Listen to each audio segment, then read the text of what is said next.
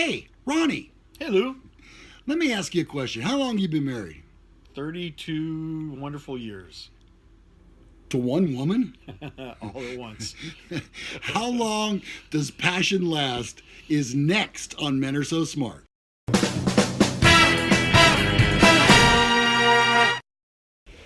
Well, boys and girls, it's time for a little story about passion. Falling in love is perhaps nature's greatest high.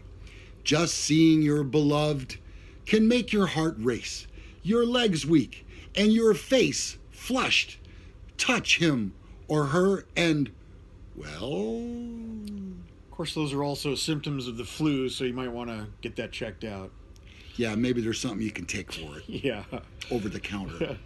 Movies try to convince us we'll feel this way forever. Yeah, oh, I know we will. Yeah, No. but the intense romance has an expiration date for everyone. Oh, I want to hear this.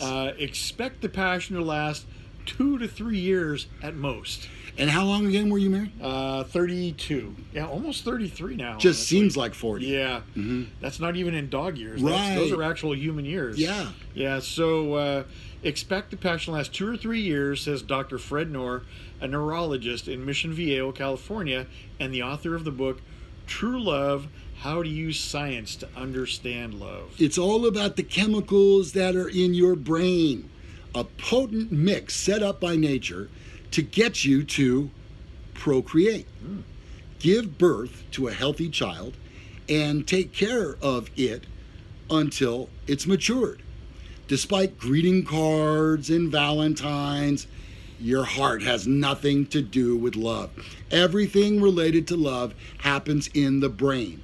That includes romance, programmed to be fairly short-lived for all of us. Yeah, romance will never last for a lifetime, Knorr told Today. You have to accept falling in love is just a phase that's going to go away. If you accept that, you'll have fewer divorces and more happy people. So here are the 4 phases that humans go through as it pertains to love. Number 1, mate selection. This is all very interesting to me. That's when you're choosing the person you want to be with. Much of it is unconscious, with instinct guiding you through the process. See that one person you're drawn to in a room full of people? On a basic biological level, you are attracted to him because your body senses, this is it here, that your genes mixed with his genes would produce very healthy children. Or at least a nice pair of jeans. Jordache. Boy, is that topical? Number 2, romance and falling in love. Part of the 4 phases of love. Tell us more. This is the phase that everybody talks about, all the movies, all the romance novels, because it's the fun part. It's exciting. Oh, yeah. And thrilling. Your heart races. In this phase, we don't see reality. Love is truly blind in this part. We see people as we want them to be, not as they are. Brain chemicals called monoamines create the familiar heady rush when you're with your loved one, or just think of them. Enjoy it because these intense feelings will go away in a few short years. Lo siento mucho. Yes. This phase has an important purpose. It prepares you for true love down the road. If you don't truly fall in love with your partner, you will not be primed for the last phase. Stage 3 of the 4 phases of love, falling out of romantic love. Everyone goes through this stage, even the most adoring, passionate couples that you know. In a culture that focuses almost solely on romantic love, it can be very alarming when you realize the rush is gone, the passion vanished, and your spouse no longer makes your pulse race. This you should think of as a time which is a chance to see your partner for what he or she really is and decide if you made the right choice. Nature made this phase for a reason. When you lose the chemicals that give you euphoria, you start to see reality. This is when the bills start to roll in and you're writing checks from a joint account. This is a reevaluation phase. If you feel that overall you made a pretty good choice, then hang in there. It can get better. People who chase romance and divorce the moment they fall out of love will never experience true love, he says.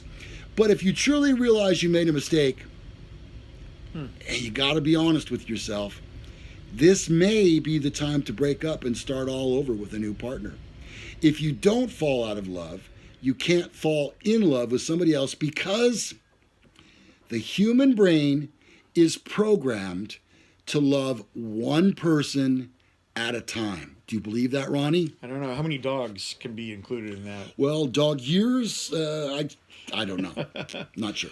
Because I love my dogs pretty hard. Well, is it a true love? Because that is number 4 in our 4 phases. I think it is. So, yeah, the number 4, true love. If you decide your partner is still the right person for you after the passion ends, you're on your way to finding true love. Maybe that's what it is. It happens gradually and slowly. You'll usually start to feel it 1 or 2 years after the previous phase. Your feelings will just continue to grow deeper and deeper over the years. Driven by chemicals, this stage ensures a deep bond between you and your partner, nature's way of keeping you together to take care of your kids until they're grown up, or in our case, beyond that. Yeah. The result is a happier, stronger, and longer-lasting relationship. This is the ultimate love. So 4 phases of love. Once again, number 1, mate selection. Number 2, romance and falling in love. Number 3, falling out of romantic love. And finally, number 4, true love. So we're 2 guys here that have been married for a number of years. And I think we covered this in previous episodes, but 32 years for you. I've been married 26 years this time and 8 years the first time. So that's a lot. Yeah. So we've both been through this. And when I say that, Ronnie has not been through a divorce, thank goodness. I have, so I've experienced that.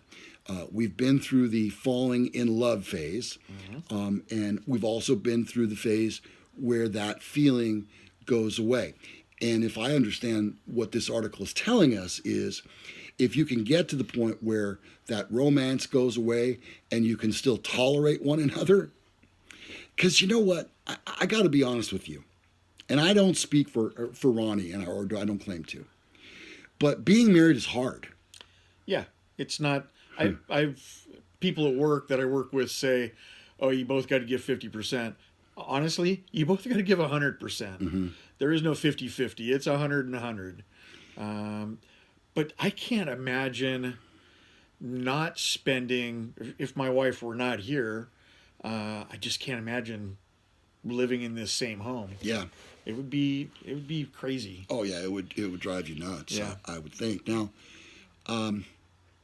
falling out of love with that person, I think it's more that you just get tired of the same things every day. I'll give you an example, and this may sound a little bit petty. Being married to my wife this many years, I am tired of her tacos. I have had 1 million tacos in 26 years.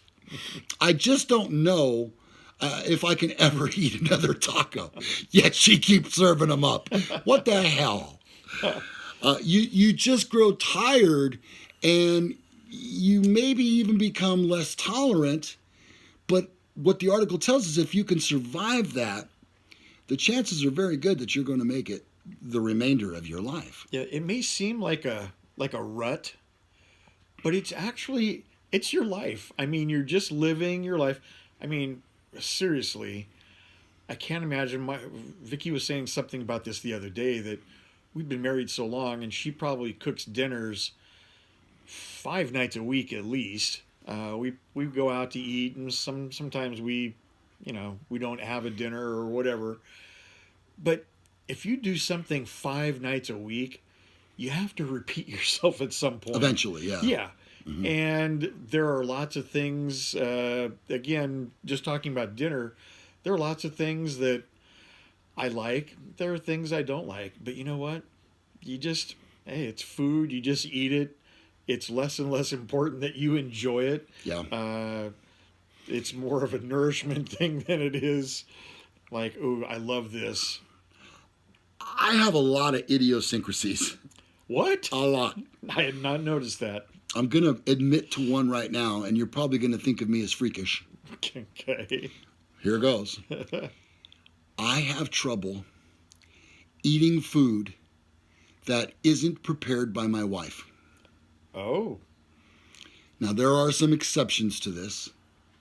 When I go out to a restaurant, it's much like I talked about in a previous episode about once you get on an airplane, you're no longer in control. Right. When you go to a restaurant, same thing. There's nothing you can do. They're going Right. to serve the food, and someone other than my wife will have cooked it. Yeah. But an example is this.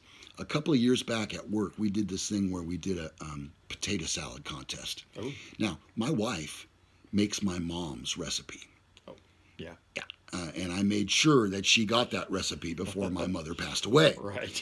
And so I am one to always compliment my wife on how delicious the potato salad is. And so I entered her potato salad in the contest at work, and she won. Oh, wow. No surprise to me. Yeah. I knew it all along. But the funny thing was there were like 7 potato salads that people made from employees that brought in. Couldn't eat them. Not one of them. Yeah. So it must be hard for you going to a potluck then. I can't do that, Ronnie. Yeah. I can't. I don't. If I don't know, even if I do know who cooked the food, Yeah. I can't eat it. And I like it a certain way, and it has to be. I'm telling you, I'm a freak. See, we have street barbecues here about every other month, and where somebody will bring, you bring a side dish. You bring your own meat, and we cook it on a street barbecue, and then everybody brings a side dish of, you know, potato salad, macaroni salad, love macaroni. pasta salads, anything. Cookies, people bring cookies and brownies and whatever else. But some of the items that people bring, I'm not. Have you ever have quinoa? I don't know what that is. I think it's supposed to be kind of a rice type of a thing. It's a grain. I'm not especially fond of it, and one of the neighbors always makes it. I always mistake it for rice. I put it on my plate. I take a bite, and I don't like it. But you know what I do? I freaking just finish it. I just suck it up and finish it and eat it like a big boy. You'll never get that from me. Never. Dang, I don't like it. Why do people put fruit in Jell-O? Stop it. Fruit and jellos, especially cherries. It is good. Stop it. And pineapples. All right, look, we've gone off the tangent just a little bit. The tiny train is off the track. But that's what happens when you do a live show. So we probably should put a wrap on this one. This was a Ronnie. romance show. And somehow it got to We can me turn being a everything to freak. food. Yeah. So we've learned some stuff about love today. We've learned that in this Don't world, love quinoa. No. I don't even know what it is, and I don't like it, especially if somebody else cooked it. So we've learned about love and what it takes to get through a long-term relationship, and you know, it seems as we acquire more years. In fact, when we were younger, no one got divorced. Remember that? I do remember that. Yeah, it was. Oh my God, All you're of divorced. my friends had both parents. Yeah. Yeah. My parents divorced when I was 14, and they had been married for 17 years, I think. Wow. Yeah. So it can happen, but really, it seems like as we get older, divorce is just everywhere. Marriages are more disposable. Yeah, and it can't be that way. You can't come to the bridge and then decide that you're not going to cross it. Yeah. You got to cross the bridge, and you got to cross it together. Yeah. And if you're Melania and Donald Trump, you're not going to be holding hands. Yeah. All right. All the information on our show you'll find below us here. Our sponsors have been popping up on your screen throughout the episode, and we encourage you to. What's the word I'm looking for? patronize. Facilitate. Yeah, use them. Use our sponsors. Yeah. Patronize, exactly. Do that. When you see them come up, use their services because they help us do the show and keep it free. Yeah. And all of our information on getting a hold of us is below. And right there, you see the button that says subscribe. It's reddish orange, mostly red, but it's to alert you that we need you to do that. Subscribe to the channel. Do us a solid. It's not going to hurt. No. It doesn't cost anything. Perfectly painless. And really all you'll get is notifications each time a new show comes out, which is Monday through Friday at 9 a.m. Pacific, noon Eastern. I'm Lou Gallagher. I am Corvette Ronnie. And this has been the love episode and food episode we love food. So. of Men Are So Smart. See you next time. Bye now. Bye.